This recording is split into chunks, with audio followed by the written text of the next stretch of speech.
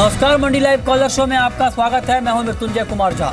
अगले आधे घंटे के दौरान आप हमसे कमोडिटी मार्केट से जुड़ा हुआ कोई भी सवाल पूछ सकते हैं और जान सकते हैं कि आपके लिए कहां पर कमाई के मौके हैं। हमारा टोल फ्री नंबर है 180018035545। साथ ही आप 0120425823 पर भी अपना सवाल पूछ सकते हैं। लेकिन शुरुआत करते हैं बम्पर कॉल से, जहां पर आज आपके लिए कमाई के सबसे शानदार मौके होने वाले हैं, ये हम आपको बताने जा रहे हैं। और आज की पहली कॉल है जहां पर आप ट्रेड कर सकते हैं, मुनाफा कमा सकते हैं शाम के कारोबार में। कॉपर और कॉपर में 332 के स्तर पर बिकवाली की राय दी गई है। 326 का टारगेट होगा। 335 रुपये के स्तर पर आप स्टॉप लॉस लगा सकते हैं। दूसरी महत्वपूर्ण कॉल जहां पर आपके लिए कमाई के मौके हो सकते हैं जिंक, और जिंक में 151 के भाव पर बिकवाली करिए। 148.50 का टारगेट रखिए और 152.50 के स्तर पर आप स्टॉप लॉस के साथ ट्रेड कर सकते हैं। और तीसरी महत्वपूर्ण कॉल जहां पर आप कमाई कर सकते हैं गोल्ड, और गोल्ड में 30,700 के भाव पर बाई करिए। 31,200 के स्तर पर आप टारगेट के साथ यहां पर ट्रेड कर सकते हैं। ये कुछ महत्वपूर्ण कॉल है जहां पर आप ट्रेड करिए, लेकिन मार्केट में ट्रेड करते वक्त स्टॉप लॉस लगाना आपके लिए ज़रूरी है। चलिए आगे बढ़ते हैं और शुरुआत कर लेते हैं गोल्ड से ही, क्योंकि फेड की 2 दिन की मीटिंग आज से शुरू हो रही है। उससे पहले बुलियन का मार्केट दबाव में है। करीब 37 रुपये नीचे एमसीएक्स पर गोल्ड 30,870 रुपये के स्तर पर यहाँ पर ट्रेड हो रहा है। जयप्रकाश गुप्ता, सबसे पहला सवाल आपसे ये कि क्या आपको लगता है कि गोल्ड की कीमतों में गिरावट बढ़ने वाली है?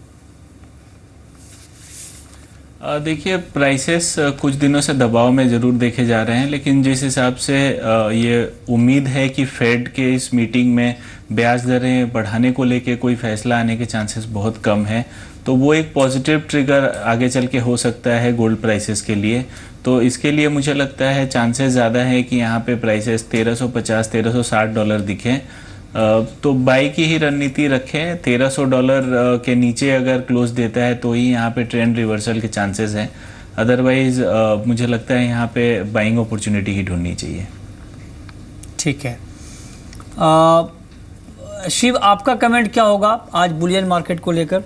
मुझे लगता है कि हमने जिस तरह से गोल्ड में तेज़ी आई थी उसके बाद दबाव देखा है, और जिस फेड की मीटिंग भी आज से शुरू होने वाली है, लेकिन मुझे लगता है कि निचले स्तरों से गोल्ड में थोड़ी बाइंग निकल कर आ सकती है। और इंटरडे की बात की जाए तो मुझे लगता है कि करंट लेवल से यहाँ से थोड़ा बहुत स्पाइक देखने को मिल सकता है। तो मेरी राय में अगर यहाँ से डिप मिले तो बाई करके ही चलना बेहतर होगा इंटरडे के लिए।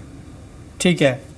क्रूड के ऊपर जयप्रकाश गुप्ता, आपका कमेंट क्या होगा? क्रूड में आज के लिए क्या करना चाहिए? देखिए, $44 एक अच्छा सपोर्ट था। मार्केट उसके नीचे आज आया है, बट हालांकि आज एपीआई के इन्वेंट्री नंबर्स भी आने हैं, और अगर यहाँ पे यूएस में भी डेटा अच्छे निकल के आ रहे हैं, और जिस हिसाब से लास्ट 3 हफ्ते से हम लोगों ने देखा है कि यहाँ पे इन्वेंट्री में घटौती है, तो मुझे लगता है प्राइसेस रिबाउंड करने के चांसेस ज़्यादा नज़र आ रहे हैं। क्योंकि आप देखें $50 से ऑलमोस्ट $43 तक आ गया है, तो 12-13% का करेक्शन ऑलरेडी हो चुका है प्राइसेस में। तो 2820 के आसपास मुझे लगता है यहाँ पे बाई पोजीशन इनिशिएट किया जा सकता है। फिर से मार्केट $46-47 जाने के चांसेस हैं, जो अगर MCX प्राइसेस पे ट्रांसलेट करें तो 3080 से 3100 का लेवल होता है। तो थोड़ा सा और यहाँ पे गिरावट आए तो मेरे ख्याल से बाई करके चलना चाहिए।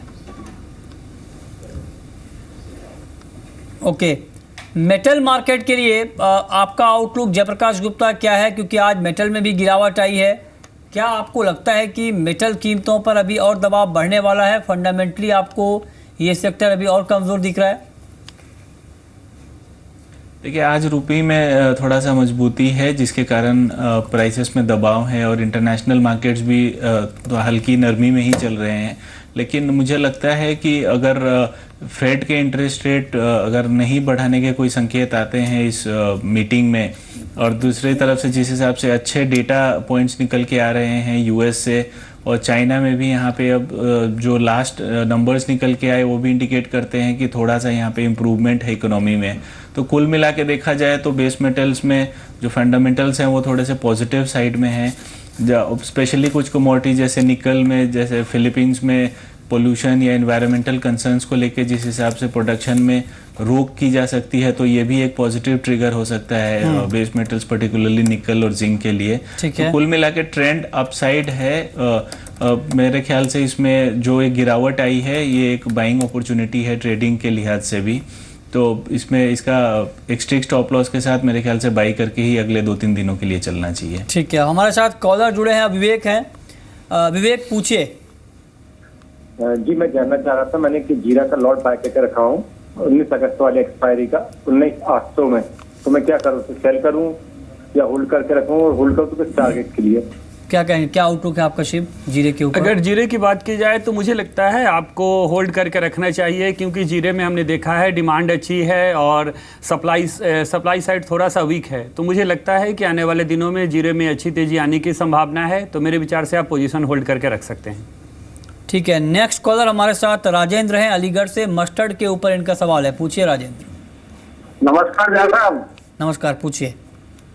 कल आपके चैनल पे पूछा गया था कि क्या सोयाबीन की तर्ज पे सरसों भी चलेगा क्या, तो एक्सपर्ट साहब ने ये समाचार ये बताया था कि सरसों इससे अलग चलेगी, इसमें मंदा नहीं आएगा। लेकिन आज क्या हिसाब देखें तो 80 रुपए का मंदा है, तो क्या चेंज हो गया क्या? ठीक है, लेकिन ये जो आप कह रहे हैं, जिस एक्सपर्ट का आप जिक्र कर रहे हैं, वो एक्सपर्ट आज हमारे शो में नहीं है, कल थे। लेकिन उनका कहना ये नहीं था कि आज ही मार्केट में तेज़ी आ जाएगी और आज मतलब बाज़ार में तुरंत गिरावट नहीं आएगी। हो सकता है कि जो आज की ये गिरावट है ये करेक्शन भी हो सकता है और आगे मार्केट के फंडामेंटल मजबूत हों, ये भी उन्होंने बताया होगा। आपने सिर्फ एक पॉइंट को यहाँ पर नोट किया है। शिव, क्या आउटलुक है आपका मस्टर्ड के ऊपर? अगर मस्टर्ड की बात की जाए तो हमने देखा है देश में अच्छे मानसून के कारण सभी एग्री कमोडिटी में थोड़ी सी मंदी का रुख जरूर है, लेकिन मस्टर्ड में मुझे लगता है डिमांड साइड मजबूत है। थोड़ा एक प्रॉफिट बुकिंग के कारण इसमें करेक्शन देखने को मिला है, लेकिन ओवरऑल अगर ट्रेंड के मीडियम टर्म की बात की जाए तो मुझे लगता है कि इसमें तेज़ी आनी चाहिए। और अगले सप्ताह तक मुझे लगता है कि करंट भाव से 100 रुपये से लेकर 120 रुपये तक की तेज़ी देखने को मिल सकती है। ठीक है, अगले कॉलर हमारे साथ मांगी लाल हैं जोधपुर से। चांदी पर सवाल पूछना चाहते हैं, पूछिए मांगी लाल जी। सिल्वर बाय करिए सर, मैंने 46,400 से। 46,400 के स्तर पर आपकी चांदी में बाइंग है। क्या सलाह है आपकी जयप्रकाश इनके लिए? आपके रेट के आसपास ही है, मेरे ख्याल से बाई साइड में बने रहिए। अगर आप ट्रेडिंग पर्सपेक्टिव से देखते हैं तो 46,000 का स्टॉप लॉस रखिए, और थोड़ा आपका नज़रिया अगर मीडियम टर्म है तो 45,400 के स्टॉप लॉस से पोजीशन पे बने रहिए। मुझे लगता है हफ्ते भर में प्राइसेस 47,400 से 47,800 तक दिख सकता है। ओके, नेचुरल गैस के ऊपर जयप्रकाश गुप्ता, आपका कमेंट इंट्राडे के लिए, शाम के कारोबार के लिए क्या होगा? देखिए, प्राइसेस ऑलमोस्ट 200 से करेक्ट करके 180 तक आ गए थे। अभी थोड़ा सा स्टेबिलिटी दिख रहा है प्राइसेस में, तो 180 485 के आसपास लेना चाहिए मेरे ख्याल से। 180 के स्टॉप लॉस से 190 का लेवल हो सकता है 1 से 2 दिनों में फिर से देखने को मिल जाए। ठीक है, मक्के के ऊपर शिव आपका कमेंट क्या होगा? क्योंकि फंडामेंटल मक्के के मजबूत हैं, लॉन्ग टर्म के उत्पादन कम है, डिमांड ज़्यादा है। आज इस काउंटर में इंट्राडे में तेज़ी भी आई थी। कुछ एक्सपर्ट कह रहे हैं कि 1900 तक का स्तर भी मार्केट में दिख सकता है। क्या कमेंट है आपका? अगर मक्के की बात की जाए तो मुझे लगता है short term to medium terms में बहुत ज़्यादा तेज़ी की उम्मीद हमें नहीं रखनी चाहिए, क्योंकि जो भी उत्पादक राज्य हैं वहाँ खरीफ मक्के की बहुत अच्छी बुआई हुई है।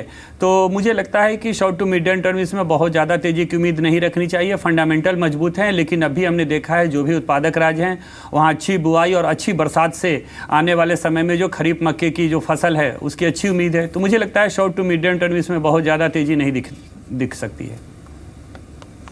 कैलाश हैं अगले कॉलर हमारे साथ जोधपुर से। कैलाश पूछिए। सर मैंने जिंक में बाई किया हुआ 4920 पे एक लॉट इंट्राडे के लिए। किस भाव पे बाई किया है आपने जिंक में?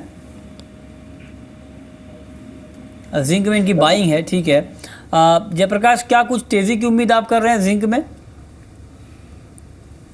देखिए, प्राइसेस में थोड़ा सा आज दबाव है, बट मुझे लगता है 149 के नीचे आए 148.80 के आसपास तो मैं बाई की ही सलाह दूंगा। 147.60 का स्टॉप लॉस रखें, फिर से टारगेट 150 1/2 152 का लेके चल सकते हैं।